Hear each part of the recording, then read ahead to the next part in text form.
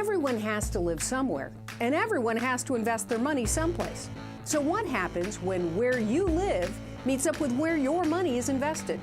Hello, real estate. Hey, welcome back to Big Money Real Estate. I'm Elise Blink. Here's today's daily update. I get so many questions from real estate investors about using limited liability companies or LLCs for their investments. So I thought I'd take some time today and tomorrow to give you a little bit of background on LLCs so that the next time you have to make this decision, you're a bit better prepared. So let me start at the top. An LLC is a distinct type of legal entity that is neither a partnership nor a corporation. Instead, it's a company structure that allows the owners to have limited liability, or, well, hopefully, if we do it right, in case the company has difficulties. So unlike a corporation, an LLC doesn't really have shareholders, but it has members.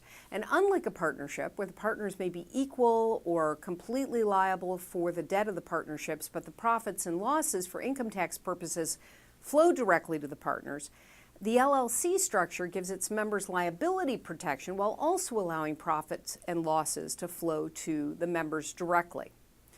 The main benefit of an LLC is to protect the assets of the owners of real estate from potential liabilities arising from that property.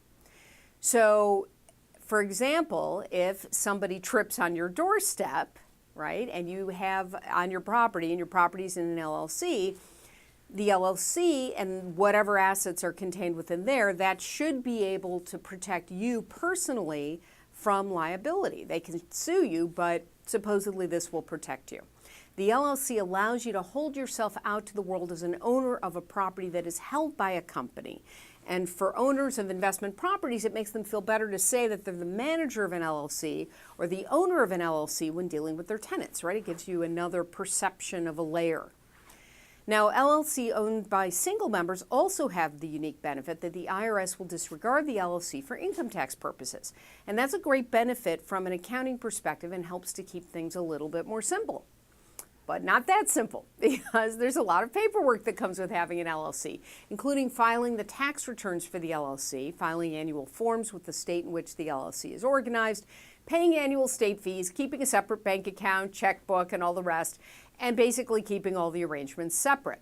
And the reason for this, right, is if everything in the LLC isn't separate, then an attorney could pierce it. That's how it's known. So that's when an LLC may not serve its intended purposes. So imagine an accident, right? A good litigator will take the time to see if the owner of the LLC has handled the affairs properly. If not, the attorney can work to pierce the company veil, corporate veil, and attempt to go after the assets of the individual. So then you wouldn't be protected.